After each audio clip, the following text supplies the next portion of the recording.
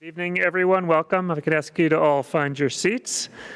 My name is Brian Amcrott. I'm the Executive Director of the Laura and Alvin Siegal Lifelong Learning Program at Case Western Reserve University. It's my pleasure to welcome you to our latest installment of our 2016 Northeast Ohio Public Policy Series. Tonight, its program is titled Redistricting in Ohio. Before we begin, I want to recognize and thank a few organizations who are especially instrumental in making this year's Public Policy Series possible. Our program partners are the Siegal Lifelong Learning Program at Case Western Reserve, the League of Women Voters of Greater Cleveland, cleveland.com, the Cuyahoga County Public Library, and the Lakewood Public Library. We are grateful to our corporate sponsor, First Interstate Properties, for supporting this series. I do want to remind everyone about the upcoming public policy sessions on September 15th at the County Library Fairview Park branch. We will be having a session on water quality of Lake Erie and the Cuyahoga River. We have two sessions in October, one on sports stadium financing at the Lakewood Public Library on October 11th, and on October 13th at the County Library in Parma on marijuana legalization.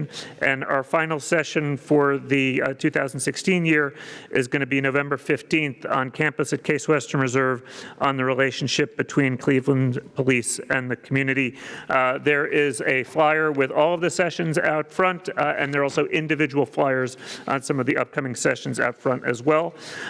We are also, in a couple of weeks, going to begin this year's substance abuse series, Confronting Addiction in Our Community. This is a four-part series which will be chaired, moderated by Vince Carafi, who is the chair of the Cuyahoga County Opiate Task Force, and there too are flyers out front for that series. And finally, I invite everyone to our official fall kickoff for the Siegal Lifelong Learning Program next Wednesday evening with artist muralist Archie Rand, and again, flyers looking like this out front. So one announcement for format. During the Q&A portion of this evening's program, we ask you to write questions on the note cards that you have, then hold them up so that someone can collect them and they can be brought to the panel. To introduce our program tonight, it's my pleasure to call up Susan Mernon, who is co-president of the League of Women Voters of Greater Cleveland. Thank you all for joining us. Enjoy the session.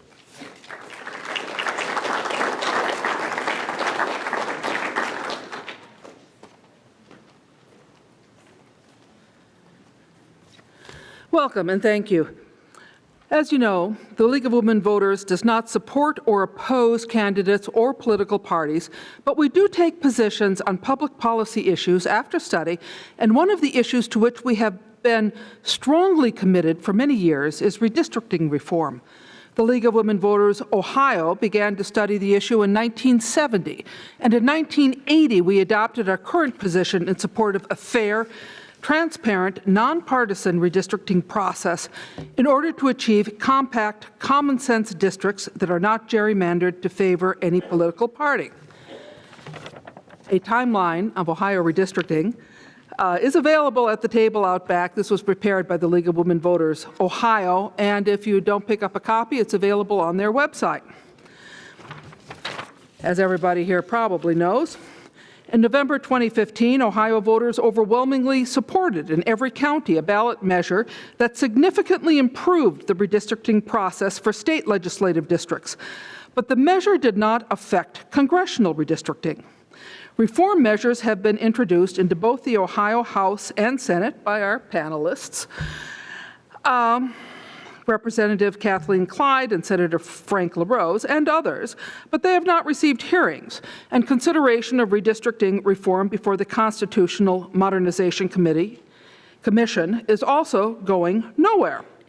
The League of Women Voters Ohio is committed to finishing the job and securing fair, transparent, nonpartisan, common-sense congressional redistricting through education and advocacy. To that purpose, we are thrilled to be here. Thank you very much, and thank you, Siegal Lifelong Learning Association. I also want to call your attention to an upcoming program. On October 7th, David Daly will present a talk entitled Draw the Lines, Make the Rules at 7 p.m. at the West Shore Unitarian Universalist Church on Hilliard in Rocky River. We have a flyer out back that looks like this. Daley is editor of Salon Magazine and digital media fellow at the Wilson Center for Humanities and the Grady School of Journalism at the University of Georgia. Daley is also author of Rat Eft, the true story behind the secret plan to steal America's democracy. And he will be available to sign copies of the book, and hopefully there will be books available there for sale also. We hope to see you there. It should be an interesting program. And with that, I now take great pleasure in introducing our moderator, David Suddes, who is the column, is that pronounced? Thomas Suddes. I'm so sorry. I'm so sorry.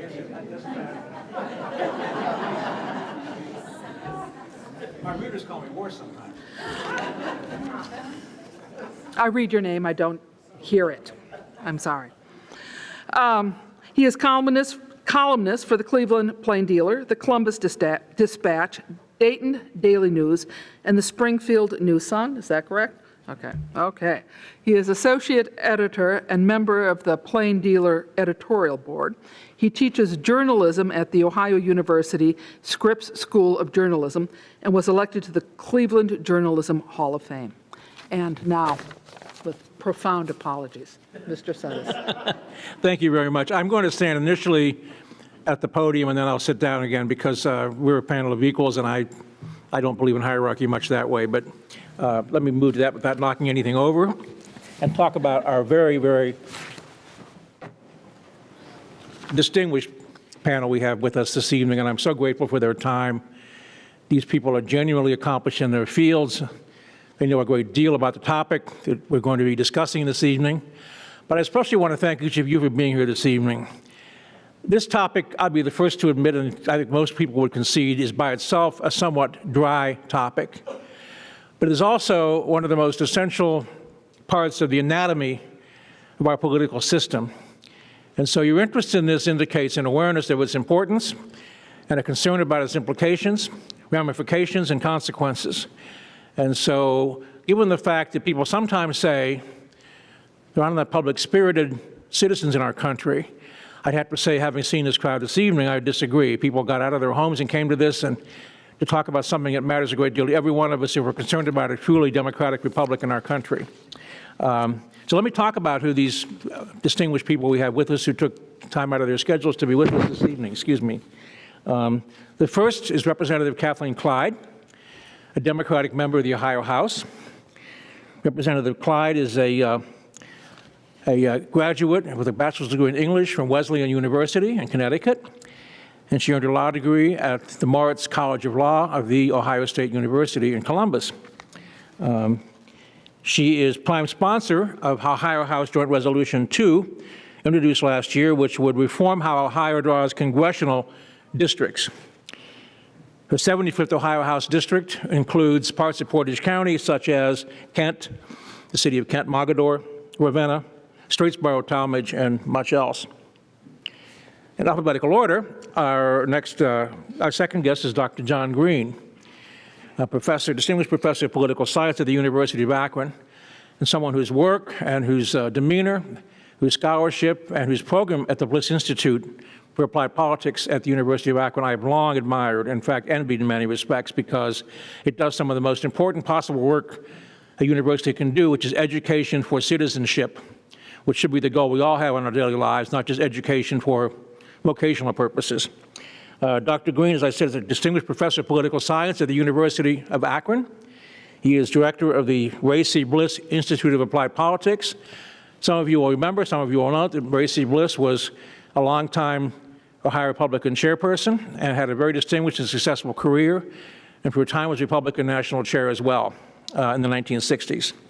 John earned his PhD at Cornell and had his bachelor's degree from the University of Colorado. And unlike me, he had the sense not to get a master's degree between those two degrees, which is not a bad idea. Our third guest is Senator Frank LaRose, who is a Summit County Republican. I don't remember whether you live in Copley now or Hudson. Thank you very much. And Senator LaRose grew up in Copley, earned a bachelor's degree at the Ohio State University in Consumer Affairs and Business. He's also a 10-year veteran of the United States Army. He served in Kosovo, I always pronounce that improperly, I suppose, and also along the U.S.-Mexico border in the 101st Airborne, and the Special Forces in Morocco, Oman, and Iraq. And in Iraq, he was awarded the Bronze Star. His 27th Senate District encompasses parts of Summit County, parts of Stark County, and all of Wayne County. And we thank you all for being here this evening. It's really appreciated. I'm not talking out of school if I mention in my columnist mode that both Senator LaRose and Representative Clyde have been talked about as potential candidates for Ohio Secretary of State next general election. I don't think I'm talking out of turn too much about that. That's for them to say more. But as you may know, because of our term-limited executive offices, Secretary of State Houston may not run again for Secretary of State in 2018. So the office is quote-unquote open, and it's a highly important position, as everyone knows is in this room tonight. I want to make several quick general points before we talk to our panelists, who really are the ones that know this stuff much better than I do. I have a taste for trivia or for maybe minutiae. I'm sometimes accused of that. If it matters to you at all, it is officially and strictly speaking gerrymander, not gerrymander. But of course, the dictionary says either is acceptable, and gerrymander is the one most commonly used.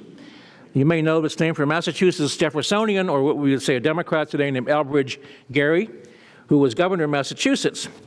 Massachusetts had long been dominated by the Federalist Party, the more conservative, you could say, of the early revolutionary parties in our country.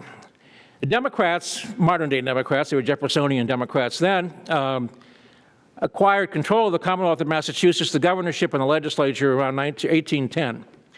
And they resolved to rebalance the politics of the Commonwealth by redrawing districts of the state Senate. Theretofore, state Senate districts had been contiguous with counties. They did some rearranging and do a district on an arc around Boston, inland and then south, that formerly had elected 5 Federalists to the Massachusetts State Senate. When they finished their work, amazingly enough, it elected 3 members of Governor Gerry's party, the Democrats, and 2 Federalists, and sent them to the State House in Boston. From that came the term gerrymander, because an opposition cartoonist, political cartoonist in that era, drew a satirical diagram of the new district's configuration. Said it looked like a salamander, or as he called it, a gerrymander or a gerrymander. I should mention that Elbridge Gerry was hardly the first politician in America to do this, but it's one of the best-known incidences of it having happened. That is where the commonality of the term from which it emerged. Ohio today. It's important to understand a distinction about reapportionment versus redistricting.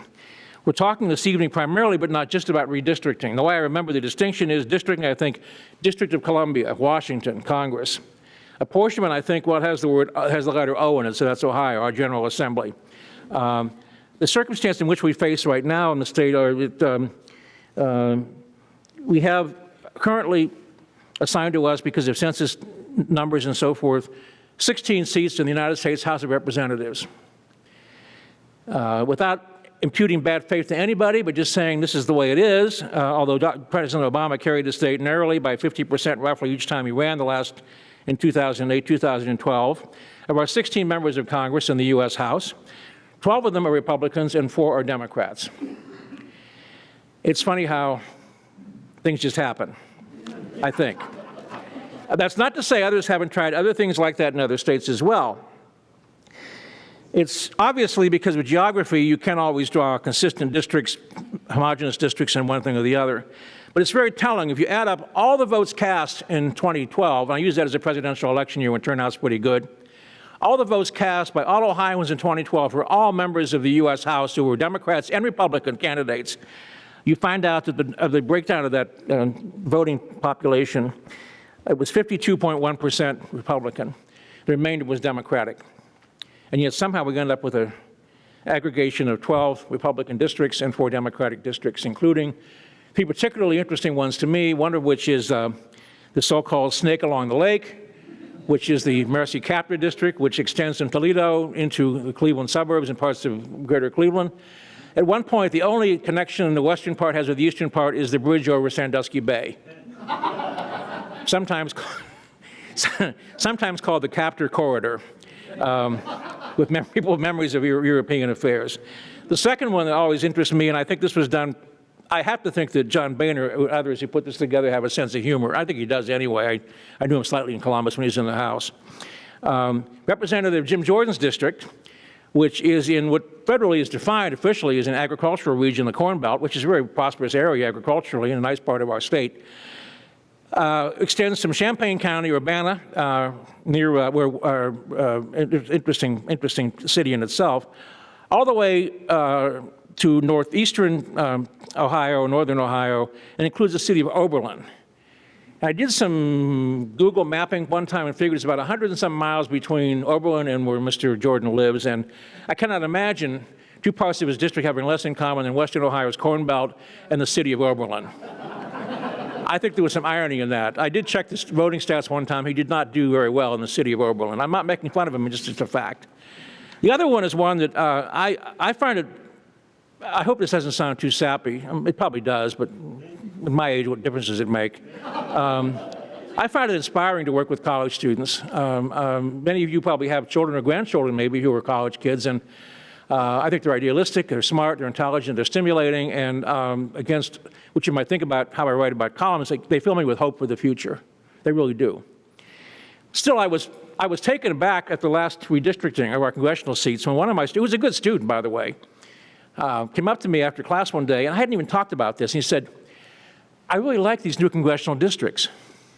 I thought he was being sarcastic, you know, making fun of this stodgy, ridiculous professor. And I said, that's interesting. Why is that so? And he lives in Congressman Stivers' district, and Steve Stivers is actually a very good congressman, in my opinion, for what my opinion is worth. I said, well, why is this congressional district coming to mind? He said, well, you know, it's the first time I've lived in a congressional district where the bar I drink at college and the bar I drink at home in Upper Arlington is in the same congressional district. Because Congressman Stivers' district encompasses huge parts of Western Ohio, Southern and Western Ohio. And again, I'm not making fun of him, he's a fine gentleman, but it shows you the disparities that sometimes arise because of the patterns we've developed of drawing these districts in Ohio. Again, that's congressional districts, not necessarily General Assembly districts. I should also point out, which I was researching before we met this evening, that contrary to popular belief, actually, typically districtings were either bipartisan or Republican done. There's never a time Democrats ever do districts in Ohio, at least not in 45 years on their own. They tried once, in 1975 during the famous Six-Day War in which Governor Gilligan was briefly governor and had a Democratic legislature for about 10 days. The courts, of course, mysteriously threw that out. Those districts never became law. But it's also the case, if you look back, I won't go through the numbers because they become gobbledygook after a while. If you look at the districtings of 72, of 82, of 92, you'll generally find a fairly 50-50 disparity between the two parties in terms of seats won in presidential election years. But beginning in the 2002 districting and the one, of course, we currently have, it's unquestionably the case that the districts tend to be drawn right now to favor one party, not the other one, more specifically the Republican Party. Again, I don't impute bad faith. Politicians are practical people. They do what they have to do within the limits of the law to accomplish goals, and that's understandable. The question is, does that serve democratic polity? And I don't know that it does one way or the other. So with that, I'd like to begin to ask our panel members for some questions. I want to sit down to do that. And I'd like to start with Senator LaRose, who has introduced legislation, a proposed constitutional amendment in the General Assembly to address the ways in which we do or should do congressional districting. Senator, can you tell us a little bit about your proposal? Sure. Thanks, Tom. And thanks to the League of Women Voters for putting this together and for our hosts here with Case Western. Great forum, and I'm glad that we're talking about this important topic. So the bill the resolution rather that I introduced most recently deals specifically with congressional redistricting, but it's part of a pattern that goes back to 2011 when I first arrived here, and Senator Sawyer and I partnered up in the Senate. He's a Democratic colleague of mine and a good friend, a longtime state legislator and federal legislator, and former mayor of Akron. And so we partnered to introduce a resolution resolution, rather, that initially did both state legislative and congressional redistricting. Obviously, that the good news is with 71%, I think, of the voters in Ohio approving issue 1, that state legislative redistricting is now no longer on the table. And so the bill that we have does congressional redistricting only. And right now, what it does is basically puts the process in the hands of the Redistricting Commission, the same one that was approved by the voters 2 years ago. I've looked at some alternative arrangements as well, because one of the reasonable arguments that people make is that the state legislature has traditionally and historically had the responsibility of drawing congressional lines, and that there's a good reason for that. I don't necessarily agree with that, but if that's the argument that folks are going to make, I wanted to have a rebuttal to that argument. And so I've also drafted an amendment to this. We haven't introduced it yet, that would leave the process in the hands of the state legislature, but require a supermajority vote to pass the districts and give them a deadline. And so that if the men and women of the state legislature can be statesmen and women about it, then and arrive at a bipartisan compromise on maps, and do so by a date certain, say July 1st, then they would be able to draw the lines. If they cannot, in that period of time, do it and reach that supermajority threshold, then the responsibility would at that time be shifted over to the Redistricting Commission, which is by its nature bipartisan. And so that's another way to go about it that I think would achieve the same goal. But the point is, from the very beginning, we didn't pretend that there was some sort of a group of nonpartisan individuals who were going to give 6 months of their lives to draw these lines. Trying to take the politics out of redistricting, my friend Senator Sawyer said, is like trying to take the wetness out of water. I mean, it's a very political process. And so we believe that you may as well just recognize that it's a high-stakes political process, and then put together a scenario where majority and minority, whatever that is, have to work together in a statesman-like way to draw maps. And again, try not to dilute yourself to believe that you're going to appoint some group of non-biased, nonpartisan angels that are going to descend from heaven with no particular bias to bring to the process. And that's what we've gone about doing, and I believe that it would be a very good thing if we could get it passed. Representative Clyde has also introduced legislation addressing the question of congressional redistricting reform in our state. I'd like to ask her what her proposal would do. I presume there's some similarities and some contrasts with with the senator's proposal as well. Would you talk about that, Ms. Clyde? Yes, thank you, Tom, and thanks to the league as well. This is a wonderful facility, and thanks to all of you for coming out tonight to talk to us about the importance of fixing our districts and having fair representation, not just in the State House, which in 2021, what we voted on will go into effect, but we really need to push to have that on the federal level as well, and I'm glad to see there's so much interest in that important topic. You know, Senator LaRose talked a little bit about his interest in this topic. I as well have spent a lot of time on this particular issue. I studied election law when I was a lawyer at Ohio State and served as an election official, and was very interested in this topic, one, because of the huge imbalance that we see, especially at the worst imbalance is our representation in Congress, with which we're in a 50-50 usually state, and we have 75-25 split in our congressional delegation.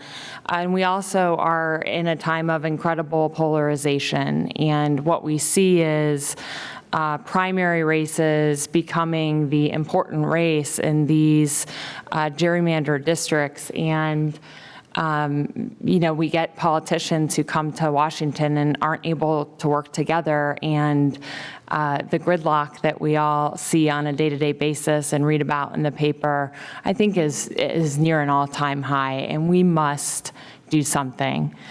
My proposal, after kind of witnessing this procedure firsthand, I sat in on apportionment board hearings. I was appointed to different study committees and task forces, and I helped as much as I possibly could to get the issue passed last November to fix how we draw our state house districts. And when we put that to voters on the ballot, I was urging that we should be pushing the congressional process at the same time. Voters, in fact, I think there's some confusion out there. Some voters think we already took care of this, and in fact, we didn't. We have more work to do to address the congressional issue. So my proposal is House Joint Resolution 2. It is a constitutional amendment that would require passage in the legislature and then would go before voters to approve. My strategy with HJR2 was to keep it as similar to what voters just approved with an overwhelming over 70% majority for our state house districts. So it is very close to what we just put in place for state house districts. It would put the drawing of congressional lines into the same body that is drawing the state house lines. So that's now a 7-member body. It's the governor, the state auditor, the secretary of state, and it would be 4 appointments from the legislature. And we are now requiring, instead of one party being able to push a map through, like the map that we currently suffer under, it would require input from the minority party, at least 2 votes, in order for a plan to be enacted. My bill would also take the process out of the bunker, so to speak, where the last set of maps was drawn. You may have heard about that, where there was a hotel room in Columbus where the maps were drawn by private contractors and a secret process. This would open that process up and make it transparent and public like it should be. And finally, it would require representational fairness. So instead of having a 75-25 split in a 50-50 state, we would have to have closer to a 50-50 split in our districts, and that would be representational of Ohio. And really the way you achieve that is to minimize as much as possible the amount of splitting of political subdivisions. So you have to have a minimal amount of splits of counties, of cities, of villages, so that we're keeping communities together and not having, like Tom said about Oberlin and, what. That's a very crucial issue, yes. What we suffer under now. So I think it's a good proposal. I'm sure we're going to talk a little bit about how we think what the odds are of things moving. So I look forward to hopefully having a chance to talk about that too. I think there's an interesting contrast about the fact that the apportionment resolution had it was complicated and well done, relatively easy sledding, but districting seems to be a little bit different. But before we talk about that, I want to ask Dr. John Green, whose work I admire so much and have admired for so long, to talk about this.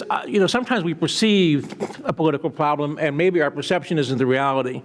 Obviously, going back to Elbridge Gerry in 1813, 1810, people have played games with districting.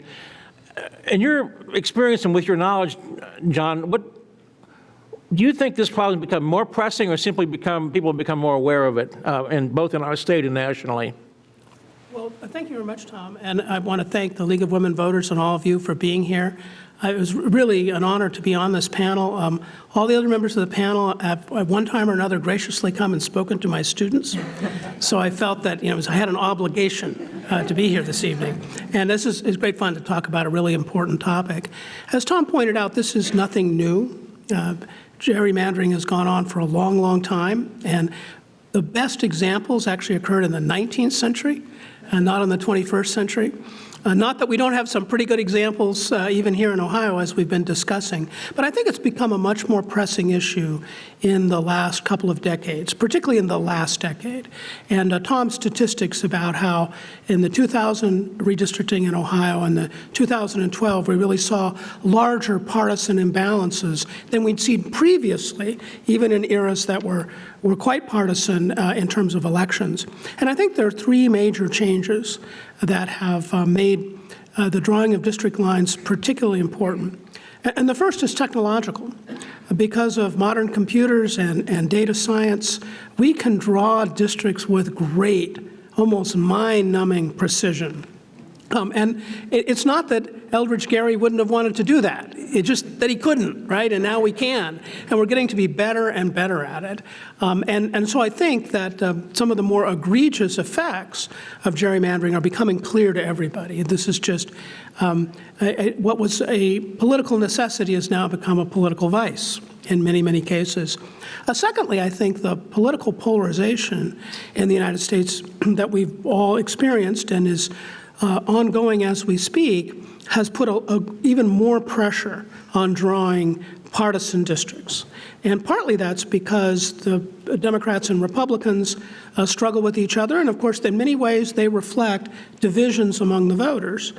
But also within each political party there are strong factions that fight with each other too. So the drawing of districts is not just a contest between parties, it's a contest with interests within parties. And then finally, a third factor is that, as Representative Clyde mentioned, we've had a great deal of gridlock particularly in Washington, but in a number of the state governments as well. And there's developed a great deal of tension and animosity between elected officials. One of the things historically that tempered the partisan tendencies in redistricting was the incumbency advantage, right? Republican and Democratic office holders who served together, knew each other's families, had done business together, maybe even shared some accomplishments together, tended to look out for each other. Now, that wasn't perfect either, but at least it tempered some of the more extreme partisan tendencies. So between technology, polarization, and gridlock, we have a really strong set of incentives to create particularly egregious districts. And, and it's reached the point that even many elected officials are really embarrassed by the process. I remember when Senator LaRose and Senator Sawyer first introduced their bill a few years ago to reform the state districting process. I was down in Columbus with my students talking to public officials, and many people, Republicans and Democrats, would come up to me and say privately, we just have to do something about this. This has just reached a point where it's undermining the purposes for which we got into politics, which was to try to make good public policy and do good things for the people of Ohio. And then that was interesting to me because given the political nature of redistricting, it's easy to get cynical and to say that those in power will never reform the system because, after all, they came to power through the system. And, there's some room for those attitudes. But I think in the case of redistricting, we may have reached one of those points where men and women of goodwill in both political parties who might have very different political ideologies nonetheless agree that the problems become very severe. And the time has come to have reform. And we saw it here in Ohio at the state level. I got calls from all over the country when that was put on the ballot, and reporters would say, this thing can't possibly pass. Not even in Ohio, and I told them, no, I thought it was going to pass. And, none of them called me back up after the election to tell me that I was right. But anyway, I think, Tom, you're onto something. We're in a different era now than in the past. Dr. Green's mention of technology reminds me of something I wanted to tell you earlier, just to give you a perspective. The districting, it was done in 1971. Governor Gilligan was a newly elected governor. The legislature was Republican, both chambers. Speaker Kerfus in the House and Senator Ted Gray as president pro tempore, which is essentially the Senate presidency we have today. And they attempted for the first time to use computers. And this was actually more toward, on their case, about apportionment and districting. And computers, as we all know, just compared to what they are now, or in those days, matters of gears and wheels and belts and steam engines and so forth. And one of the maps they turned out inadvertently left a blank space in Ohio where Zanesville is. And the newspaper cartoonists kept calling it Gilligan's Island because it was misplaced. But one of our attendees this evening, a very good question, starting with Senator LaRose and then with Representative Clyde, for example.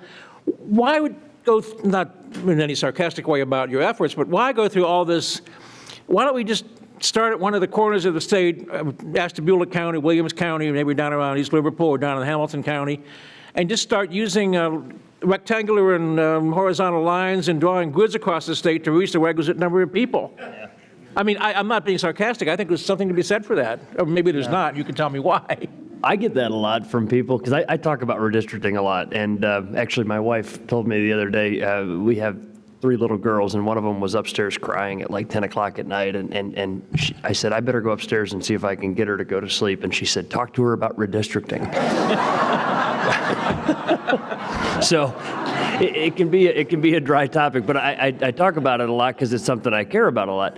When this question comes up, to me, there's a couple practical things. First of all, many things in federal law would prohibit that because there are certain requirements that we're under that require the districts to be drawn precisely or nearly precisely similar as far as the number of individuals in them, and so those don't break down into perfect squares.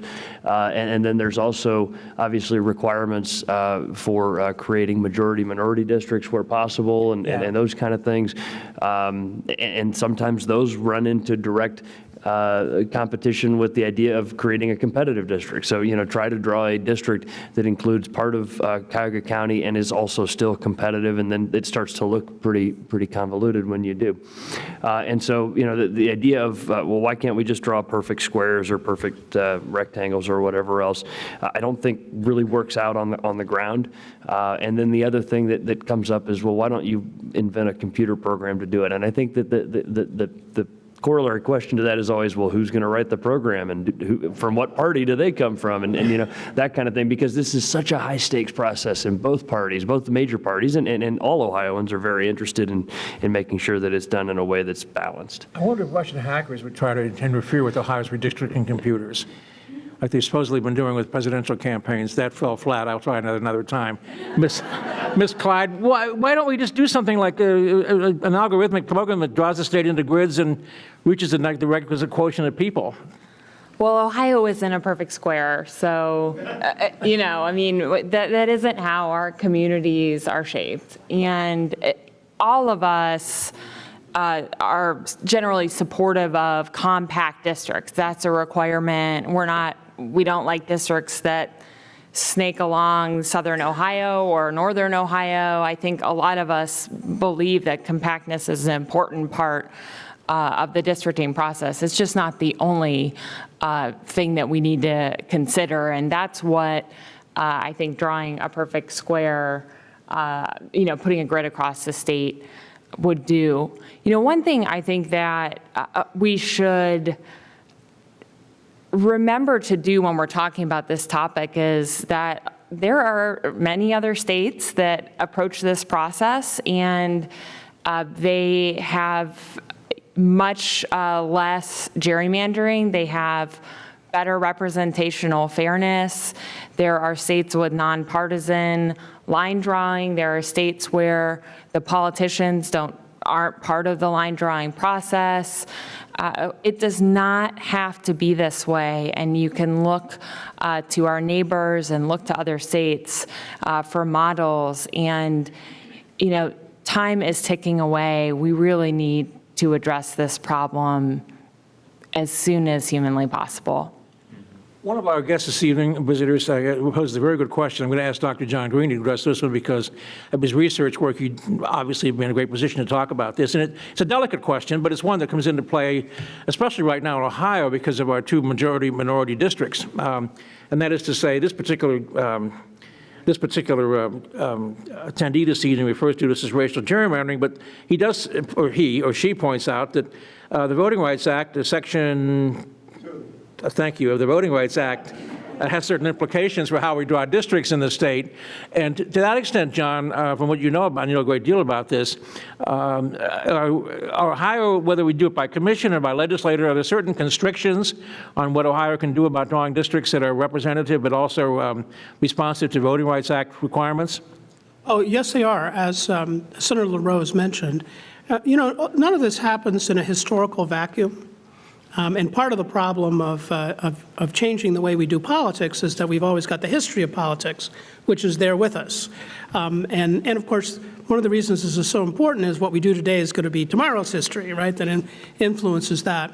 But because of the long history of discriminating against African Americans and other minorities in the voting process, we have a body of case law as well as a number of federal statutes that require that when districts are drawn, that they not reduce minority voting strength.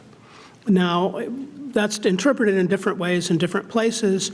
Many states have discovered that one can do very well in the federal courts if one actually expands minority voting strength. But the rule is you can't reduce minority voting strength. So, for instance, if one were to take the minority-majority districts in Ohio under some new plan, some new redistricting process, the drawers of the districts have to be very, very careful not to run afoul of that process. Now, that doesn't mean that there couldn't be changes. It's just that, again, for historical reasons, there's a strong bias against reducing minority voting strength. It took so long for minority groups in the United States to get access to the ballot, to have representation in local, state, and national bodies, that there's just a real reluctance to let the political process backslide on that particular issue. And if we could wipe the slate clean from that history, I think it would be a lot easier to deal with this matter. But we do have that situation, and of course, lingering problems in that area as well. So that does add a complication to having a new system that would draw better districts. One of the, this questions for both Representative Clyde and Senator LaRose, and we'll start with Senator LaRose. They're related questions, and they're very good ones from a member of our visiting group this evening.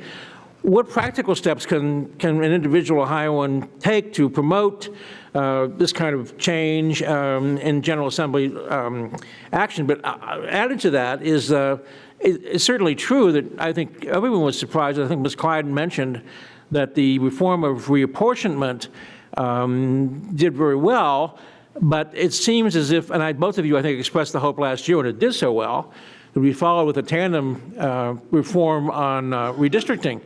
But it seems not to be happening. I'm not faulting the legislators for that, but maybe the legislative institutions for that. So what is the difference between getting this thing accomplished now as opposed to what happened with reapportionment?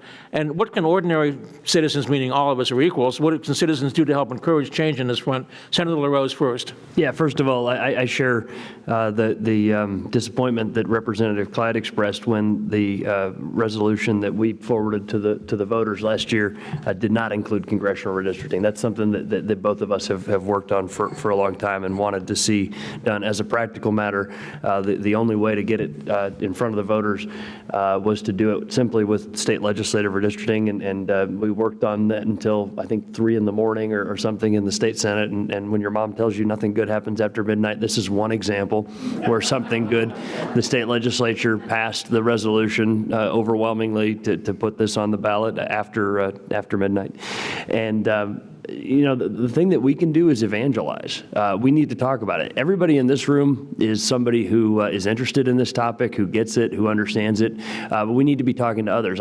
Whenever I'm talking to a college group or whatever else, I talk about this issue. There's some great videos on YouTube. There's a thing where somebody takes a pizza and uses it to explain gerrymandering. You can cut the pizza to create a majority pepperoni district and this kind of thing. So I mean, there's fun ways ways that you can explain this and how it impacts government and why it matters. That's we have to start with why it matters, because for John Q. Public, your neighbor, the person you see at work or whatever else, they may not understand why it matters. And all of us, I don't need to tell you guys why it matters. We all know why the way that district lines are drawn causes polarization, it causes dysfunction, all kinds of problems in state and federal legislative bodies.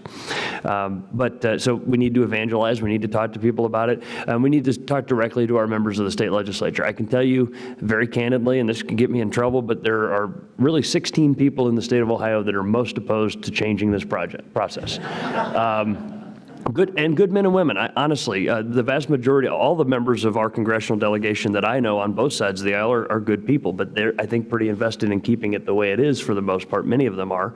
You know, I've said that I would rather be part of a party that wins elections based on the quality of our ideas and the quality of our candidates, and not win elections by rigging the system. And again, this is something that both parties have, and Tom pointed out maybe some history there, but both parties have engaged in this process when given the ability to do so. And I think that if the process was left as it is, you know, either party would use it to their full advantage. In fact, it would sort of be political malpractice for them not to, right? If given the current rules of the game, if you will, both parties or either party that is in control of the process is going to use it to their advantage. So we need to change the rules, and that's what all of us should be talking to our members of the state legislature about. And we need to get this in front of the voters of Ohio soon. I mean, the clock's ticking. And I believe that the closer we get to 2020, the less likely we are to be able to get this done. I think that history is in danger of repeating itself, as you know, there were proposals to do this 8 years ago or 6 years ago, and it didn't get done because of whatever political calculations were made by our predecessors, the folks that came before us in the state legislature. So the closer we get to 2020, the less likely this is to get done, and that's why we need to move now. Ms. Clyde? I think that we need to call on our state legislators to hold, you know, we haven't even had a hearing on these pieces of legislation that we've introduced. I think mine was introduced maybe a year ago now, and, you know, we need to call on our leaders to hold hearings and to move these proposals. HJR 2 is my proposal. I think yours is also a Senate Joint Resolution 2. And they're very similar. They are very similar. We have seen, but we've just seen inaction when it comes to the congressional process. We've also heard some, I think, problematic statements coming from the legislative leaders in Columbus. While Governor Kasich has said that although he voted for, as a member of the apportionment board, this map that we currently suffer under, he has now said that he is supportive of moving forward on congressional redistricting. Unfortunately, the Speaker of the Ohio House said that he thought, you know, we need to wait and see how the state process works. And a proposal that's similar to what we just passed, you know, these are apples and oranges that we're talking about. And he said that we should wait until 2030. It's true. So he also, we also have a constitutional commission that continues to not put this topic on the agenda and not move it forward. So one other option that I know that the League and other nonpartisan good government groups are considering, and that we should all consider being very supportive of, is taking a proposal that might even be one of our proposals, a very similar proposal to what passed and to what we've introduced for Congress, to the voters directly, doing a voter-initiated constitutional amendment. Hearing what I've heard and seeing the inaction that I've seen, I think that's the direction that we need to go in. And when the forces start to do that, I think we need to be supportive of that proposal and of fixing the way we're represented in DC. The time is now. John? You know, politics works on certain seasons, and we're in a very busy season right now where the country is preoccupied with many things, but reforming the government is not one of them. But I think next year, 2017, whatever happens in our elections this year, offers a real opportunity to move on an issue like this. The excitement of the presidential election will have passed. Here in Ohio, we will not be yet gearing up for the next state election, which is in 2018. So there's a moment there, and particularly in the early going, the spring of 2017 seems to me to be a very good time to bring pressure on the legislature to have hearings, to consider these different options. And if that doesn't work, then there's still time for a petition drive. And you know, in many ways, the ideal time, if groups were going to try to go to the ballot box directly, would be in the fall of 2017. There'll probably be some other ballot initiatives that year, and so I think that would be really good timing. The problem about waiting is then we have other political years where a whole series of other calculations get involved in this. One of the problems with reforming congressional districts is not only, of course, do you have incumbents in those districts, but there are no shortage of people, many of them in the state legislature, who would like to run for those seats, right? So they have an interest, and I don't mean to say there's anything wrong with this, right? But they have an interest in having some kind of stability to their plans. And so in that sense, I mean, while it would be very great to have the Ohio General Assembly act on this and put it before the voters, a citizen-initiated process might be the best route. I want to, before we take another question, I want to second something that Senator LaRose said. It made me think of this when I had the pleasure of seeing Mr. Buttigieg come in, who was Speaker of the House for a term or two. And Speaker Rife, who was Speaker for 20 years, used to say that, and he was a longtime Speaker and knew how to push some buttons and levers in Columbus because there was time there. He once said to me, he only saw his congressman once every 10 years. He met when they came around districting time. And then you would see people show up that I hadn't seen that were from Central Ohio districts at the State House that were just watching, taking care of business, so to speak. This question, I'd like to start with John and then ask our other two panelists about this. A very good question from one of our guests this evening. Is it any reason constitutionally or legally we couldn't strive to create districts that would meet other requirements like compactness and not splitting communities? They could try to have some political balance. You wouldn't have necessarily one-sided districts. I know that some geography makes that impossible, but is that a fair factor to take into account, John, to try to aim for a blend of political perspectives? Is that even doable? Oh, I think it is. You know, I don't think that there's any perfect set of districts because in the end of the day, perfection is in the eye of the beholder. But we could certainly do a lot better than we currently do. I think just about everybody agrees to that. The question is, I think, a really good one because it mentions a number of different values that people like to see in fair districts. So let's see competitive districts. They'd like to see districts that are compact. And another word for that is they represent communities of interest, you know, local jurisdictions, local communities that have common concerns. Also, we'd like the districts to be easily administered. So there's a lot of, and of course we need to also make sure that we recognize civil rights. So there's a lot of different values there. And when you actually start drawing real districts in real places, those values tend to come into conflict with each other. So that's why it's difficult to, you know, a lot of people, as Tom was suggesting earlier in his only slightly tongue-in-cheek question, you know, why can't we just have a computer do this? Well, it's because there are a lot of things at stake here. And so ultimately, real human beings behaving responsibly have to do this sort of thing. But there are a lot of different factors involved, and that's what makes it difficult.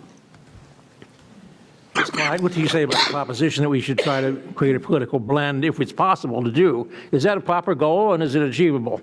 It is a good goal, especially after our Ohio Supreme Court threw out the current criteria that is in the Ohio Constitution. So right now we're in a pattern of a lot of uncertainty of, you know, what are the criteria? There really are no rules. And we could very easily, and this is what we accomplished with the ballot issue, there are very specific criteria. They're simple, but about achieving representational fairness, achieving compactness, and keeping communities together and representational fairness. So yes, we should strive to do that, and we really need to do it, not just with the state districts, but with our congressional districts too. Senator? I am a big fan of competitive elections. I've always had one myself, and I don't mind doing that hard work. I think that perhaps some of my colleagues could benefit from having a competitive election, quite honestly. That's why I got involved in, one of the reasons why I got involved in this in the first place is I think that there need to be more competitive elections. For too many of my colleagues, and I serve with good people in Columbus, honestly, both sides of the aisle, Republican and Democrat, but too many of them have an election that's decided in the spring and not in the fall. And a first-year poli-sci student can tell you that when a Republican wants to win a primary, he or she goes to the right, and when a Democrat wants to win a primary, he or she goes to the left. It's pretty basic common sense. That doesn't leave a lot of us that are sort of more comfortable in the middle that are willing to do that sort of tough work of compromising and trying to solve problems. And so competitive elections to me are crucial. When you're talking about district drawing, there's a few ideas though that end up coming into conflict with one another. Competitiveness, compactness, and communities of interest, which sort of takes in the minority rights issues and everything else as well. It's like that old saying, you can't have all three. There are many parts of the state you cannot have a compact district that's also competitive. You just can't. The way that people have arranged themselves often follows a sort of a political methodology as well, and it's something that many of us don't put much thought into, but there's a great book, there's a book out called The Great Sort that's talking about how it's gotten even worse.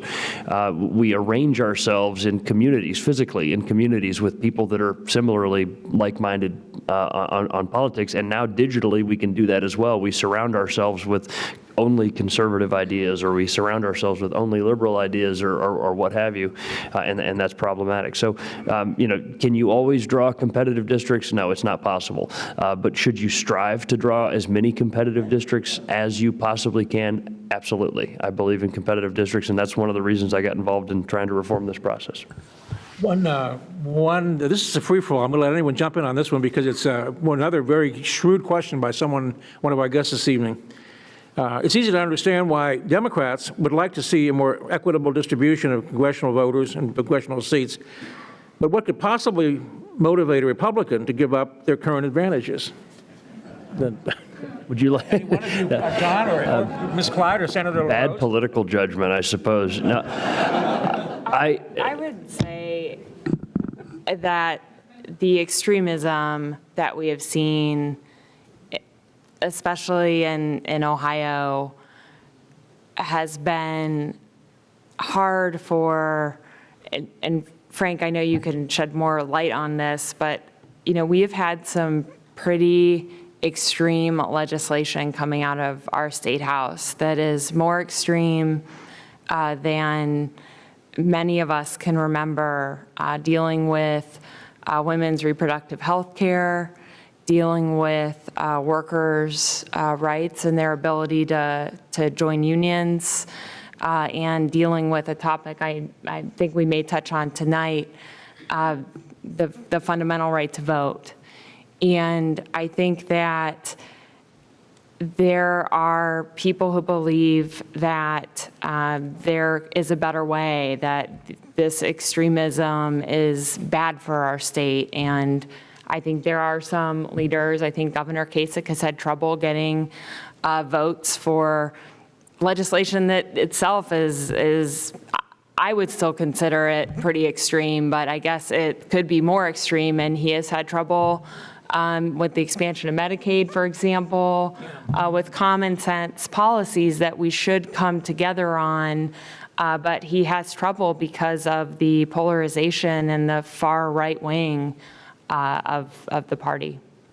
Yeah, so why would a Republican like myself want to reform a process that has been to my party's political advantage? This is a question I've gotten several times over the last 6 years since I've been a champion of redistricting reform, and the simplest answer is tough love. First of all, my first priority is what's best for our country and for our state, not for my party. But thank you. Just is. Has to be. But getting beyond that and getting into the politics of it, let's face it, because there's a very real political element to this. This is tough love. Tough love for my Republican Party that I love. I don't want to see us win elections by rigging the game. I want to see us win elections the old-fashioned way, by earning it. I want to see us win elections based on the strength of our candidates and the strength of our ideas. And I think that Republicans and Democrats aren't enemies as much as partners. Honestly, if you think about it, we need one another, left, right, Republican, Democrat, whatever the paradigm is at any given point in our history. That's how we keep each other honest. Having a loyal opposition is important. You look at one-party control in almost any place, it often doesn't end well. There ends up being corruption and overreach and that kind of thing. And so having two strong parties is important to me, and I want to see my party win elections the right way. And so I think that we need to reform this process so that we don't, first of all, continue down the path of polarization that we're on right now, but also to keep my party strong. John, why would a politician that has an advantage decide to go for reforming something? As we define reform, that's our word, maybe not theirs. What would impel them to do something to, in effect, give away an advantage, at least an apparent advantage, and in exchange for, I don't know, what, an uncertain future? Well, everybody has to sometimes make difficult decisions. And the common view of people in politics, which I think is a bit overstated, is that they are relentlessly instrumental with a very short-term horizon. And there certainly are people like that in politics, but I give to you two examples of people who are very different than that, right? People who have broader interest and understand that there's more at stake than just what's good for them at this particular moment. Most people who go into politics, whatever their party or their background, do this because for the best of motives, because they want to do good things for their community, they want to solve problems. They quickly understand that sometimes there's not agreement on the problem, but even if there's agreement on the problem, there's not agreement on the solution. And so one has to look to the long term to achieve those goals. And if one looks at it from that point of view, and most of the political people I know do think in those terms, the legitimacy of the process becomes a very important thing. Look, politics elections are competitive. As my 3-year-old granddaughter likes to say, not everybody can have everything they want. I don't think she believes that at 3, but she's learned that that's a good thing to say. And so at any one moment, there are going to be unhappy people. And the issue is, well, are they unhappy and they feel the process is fair, right? And that they'll have an opportunity at some point in the future to pursue their interests. And particularly people who want to make a career out of public service have a stake in the legitimacy of the system. And so there's often a conflict that people face. Well, do I do what's best now, or do I do what's best in the long run? And my sense is that, particularly in really troubled times, the most thoughtful of our leaders begin to think about the long run. How can we get out of this mess, right? Because and things are always a little bit of a mess, right? But we do reach moments where the mess is bigger than other times, and thoughtful people begin to think, the very purpose for which we are in this line of work is being called into question. We can say all kinds of fancy things about that, but the way I think about it is that's real leadership, right? To be able to rise above the incentives of the moment for the values of the future. One of the points I want to add a little bit of perspective that both Ms. Clyde and Mr. LaRose mentioned was the difficulty of having districts that are effectively filled in primaries, meaning that you tend to end up having votes about authenticity politically as opposed to political practicality or to needs of a community. It hit home to me the other day in a funny way. I was looking at some checking in for other reasons altogether. about an unrelated controversy, which many of you are aware of and probably have feelings about, over the dredging of the Cuyahoga River and of the harbor. And you may know from reading and hearing that there's a controversy over whether the Army engineers should take the spoil or the dredge or the silt from the bottom of the channel and dump it in the open lake, which they wish to do, or dump it in contained facilities or some $10 word, I'm not sure what it is. Well, then looking that up, I learned that both the United States Senate and the United States House, with bipartisan support from Ohioans of both parties in the Senate and in the House, had managed to get amendments in appropriation bills that would have in fact directed the Corps, no, you may not dump it in the open lake, you must put it in one of these containment facilities or something. But at least the bill found it in the House last May because, and I don't know which part, I don't care who did this, it makes no difference, decided to put an LGBT rights rider in the bill. Now, I happen to support strongly, personally in every which way, the rights of all people, particularly as to gender, sexuality, and so forth, and I've written about this countless times. But the point is, the amendment obviously was put in there as a gotcha to force votes certain ways, to put someone on the spot for a primary. And I think this is the kind of thing, and I think this happened with the Medicaid expansion. I didn't come to that because it's a long story, but people are going to use that in primaries in one-sided districts one way or the other against people. Maybe if a Democrat had voted no against the LGBT thing to get the bill through on the dredging and other Army engineer stuff, a liberal opponent of his or her would say, well, you sold out because of something like that. It just ends up twisting the process, it seems to me as an observer, in ways that were never supposed to happen. And I think it's unfortunate because things just don't get done for that reason, I think. And that's one reason why I think the president's power is expanded, because in power abhors a vacuum. If Congress won't do something, someone else is going to try to do it. That's another story. A very good question from another good question from someone tonight. I've also been asked to mention that there was a website called Fair Districts Equal Fair Vote. It's an online petition that people are signing and can sign to address this very issue. One of the things that one of our guests this evening pointed out was, and this has come up because of the presidential contest this year, there's more interest in third parties, people voting Libertarian, people voting Green, people voting for one of a number of other possibilities. And Ohio historically is, political policy is disfavored, I would argue, third parties, to use the legal term I like to use. Are there things that we should take into account in talking about redistricting for congressional people in our state, about the options or the opportunities for candidates for minor parties to actually have a chance of making a showing in a congressional race? Or is that not directly germane, in your view, about addressing that problem? I'm not sure which one should do, but I wanted to run it by you.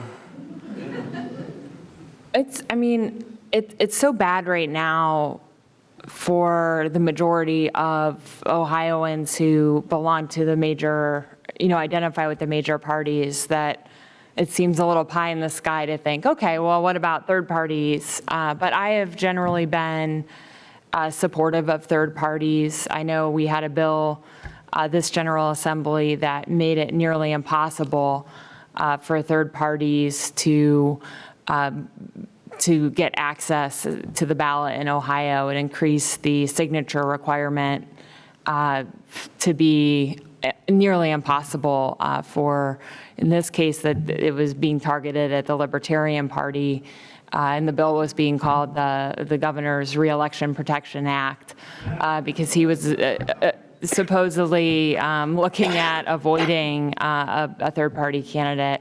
I think we should, ballot access is fundamental to me for Republicans, Democrats, and third parties. And, that's definitely something to consider in this conversation as well. Yeah, as a practical matter, in most cases, the districts tend to have or lean toward one of the two major parties, and that tends to be the outcome. But certainly anything that we draft has been, and I know that this is the same way with your resolution, it doesn't refer to Republican or Democrat, it refers to majority party or minority party when it comes down to the composition of a redistricting commission, for example, or that kind of thing. So what constitutes majority party and minority party could change over time. You know, it's something I've pondered a lot because I believe in a lot of the things that particularly the Libertarian Party espouses, but from a practical standpoint, and again, I think we all as political people and people that are interested need to be practical about things.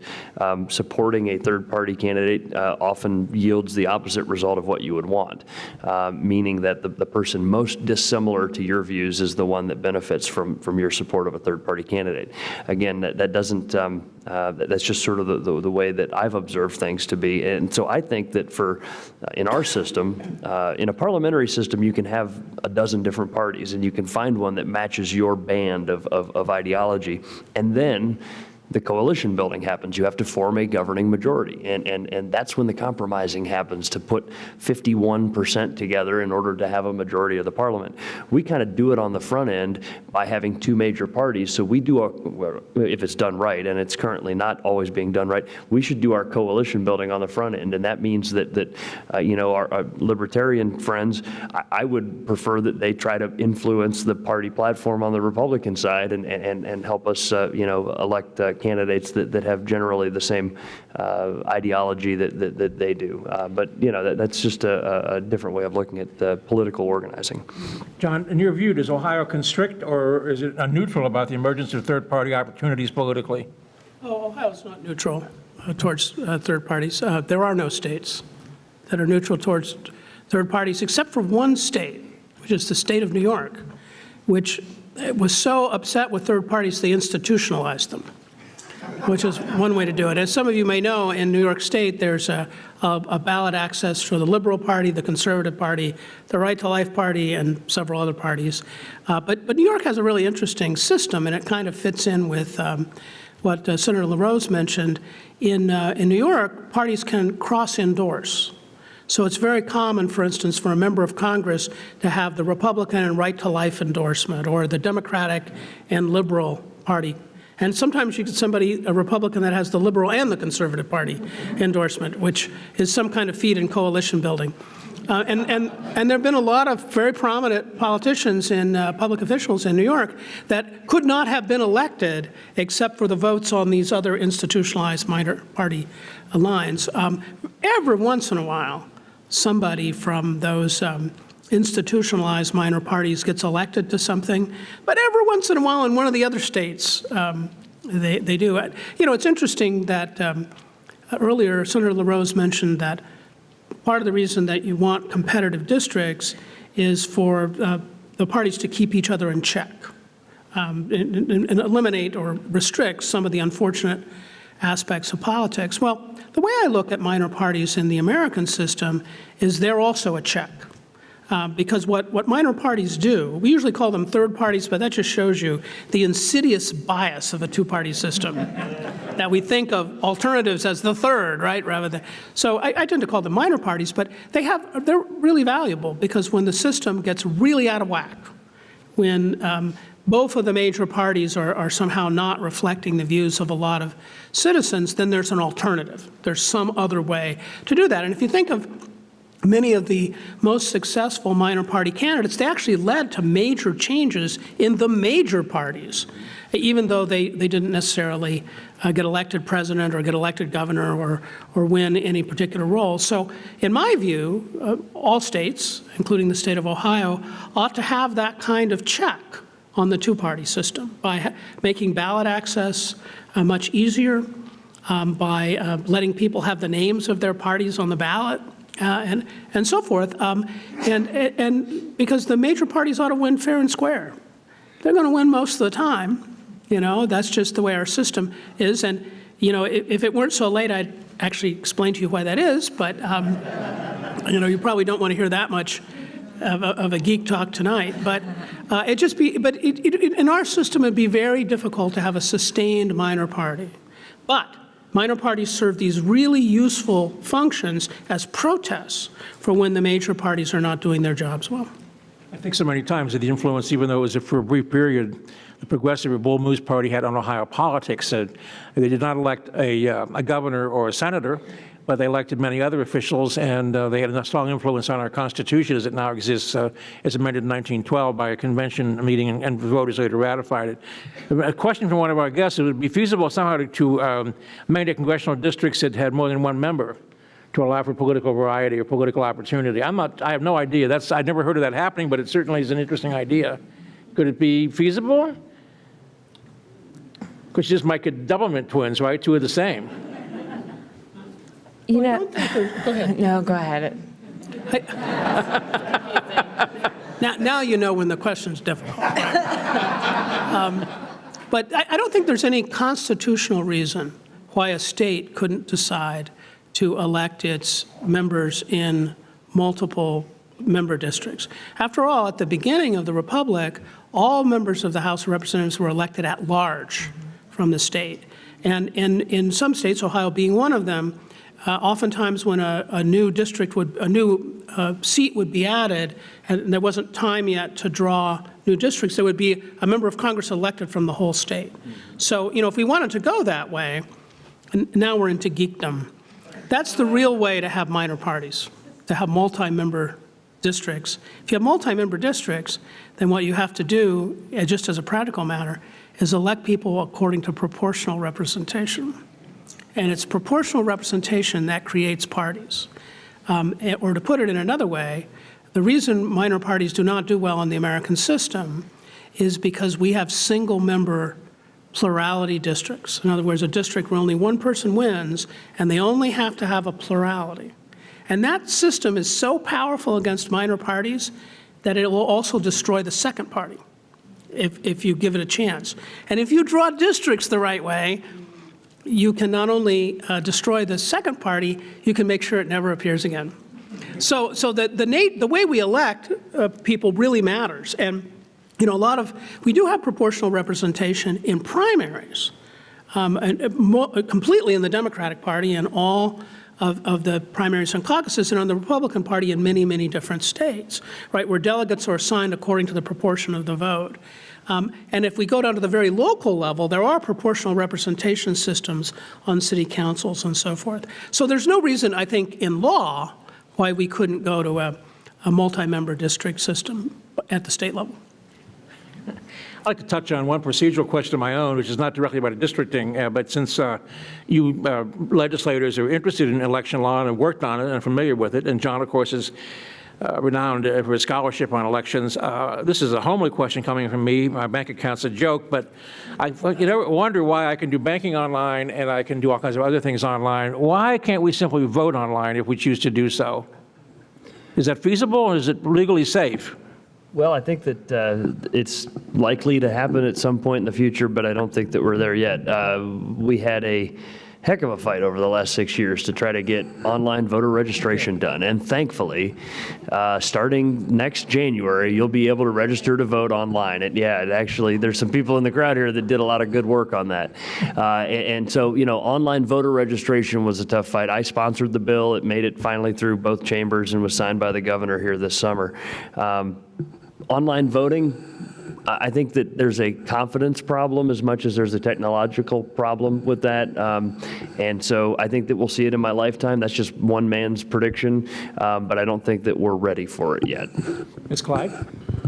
I'm not comfortable with online voting. I was certainly supportive of online voter registration and wish we had it in effect for this major presidential election that we have coming up.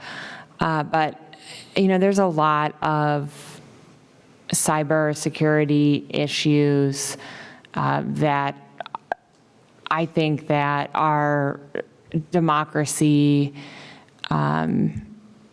is too vulnerable and the decision's too critical to put them at risk of hackers. Of course, we've, this current situation with the DNC hacking and Russia's potential involvement. I mean, just what is going on in our democracy right now makes me very concerned for our democratic system and our processes, and I'm not ready to put our voting in that important process and make it vulnerable potentially to threats from who knows where.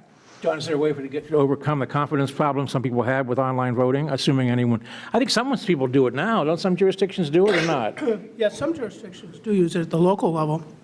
And I think there are technological and security issues that I think will eventually be overcome, but I think the comfort level is part of it. And I think there's a lot of this banking online and so forth is relatively new. There are a lot of people that are not comfortable with it. You know, some of us are, but not everybody yet. But, you know, there's a couple of other values besides just security. One of the cherished values in American elections is that your vote is anonymous. And there's some real questions about if you're voting online, will your vote really be anonymous? And that was you know, when the secret ballot came about, the so-called Australian ballot at the turn of the 20th century, I mean the 19th century, that was a big issue because people felt intimidated. As some of you may know, and Tom would certainly know a lot about this, but because of his knowledge of history, in the early American Republic, voting was public in the fullest sense of the word. You had to walk up to the election judge and declare your position, and you know, people would sometimes get roughed up. And the case law at that point was that you know, don't be a baby about this. If you're going to exercise your franchise, you have to have normal courage. And normal courage meant that if you just got insulted and beaten up, that was not a big problem. But if somebody tried to shoot you, they drew the line at that point. But you know, if you think about it, that is an issue for a lot of people. Now, we may reach a point where people feel very comfortable with that, and they can be assured that they won't be pressured or intimidated. But I think right now there are a lot of individuals who would feel pressure and intimidation if they were voting online. And there have been some interesting reports out of Oregon. As I'm sure many of you know, Oregon does all their elections by mail. And there have been a number of allegations of people, you know, being pressured to vote a particular way by, you know, before they sealed up their ballot and put it in the mail. So I think it'll come eventually, Tom, I really do, but a lot of norms have to change as well as technology. If someone hires the right lobbyist, it'll happen.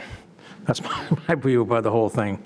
Two other lightning round questions before we have a couple other general questions, and these are both from the audience. The first is that I'm sure everyone on the panel knows, and many readers and viewers and listeners and guests tonight know. The other day, a 3-judge panel of the Circuit Court of Appeals in Cincinnati voted 2-1 to overturn Judge Watson's district judge in Columbus, Republican district judge, defense and insisting, ruling that the Circuit Court threw out so-called Golden Week. And I think it's only fair to note the legislation, in part they mentioned, was a bill that you sponsored in 2014, I believe. I'd like to ask, particularly our two legislators here, what they, again, at this point, the legal situation is the court has outlawed Golden Week or banned it or ended it. I'd like to ask our two legislators their perspective on that decision. Again, given that Senator LaRose sponsored the bill, I suspect I know what he's going to say, but what are your thoughts about why Golden Week was questionable? Well, first of all, the bipartisan elections officials have told us for years that it was problematic, and there had been Democratic-sponsored bills that included an elimination of the so-called Golden Week. And the reason why I thought it was problematic is that it was an unintentional same-day registration and voting process. Now, states that have an intentional process for same-day registration have put in place processes for how to handle that. But in Ohio, what happened was there's a constitutional requirement that you register to vote 30 days before the election, and then following difficulties in the last decade, early voting was smartly expanded to 35 days, and that created a 5-day gap where an individual could walk into their Board of Elections and register to vote and then cast a ballot at the same time. If we wanted to have same-day registration, I think that we should put a more purposeful process in place for same-day registration. And so what we were doing is responding to the concerns of many of our elections officials, including, like I said, bipartisan election officials, by eliminating this problematic period of time, while at the same time keeping Ohio's position as a leader in the nation for early voting. And that's something everyone in this room should be proud of and every Ohioan should be proud of.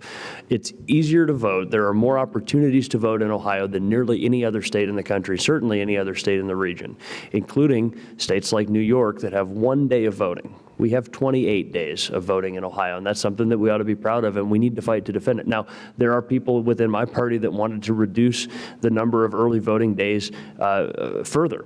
And I was speaking out against them and against those ideas to reduce it to 14 days or 7 days or whatever other proposals that have been out there.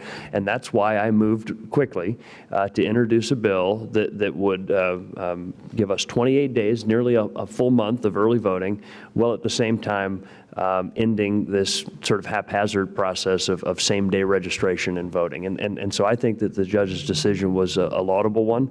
I think that if we as a legislature want to have same-day registration, that we should do so purposefully, and that's something that I would be happy to work on. Ms. Clyde?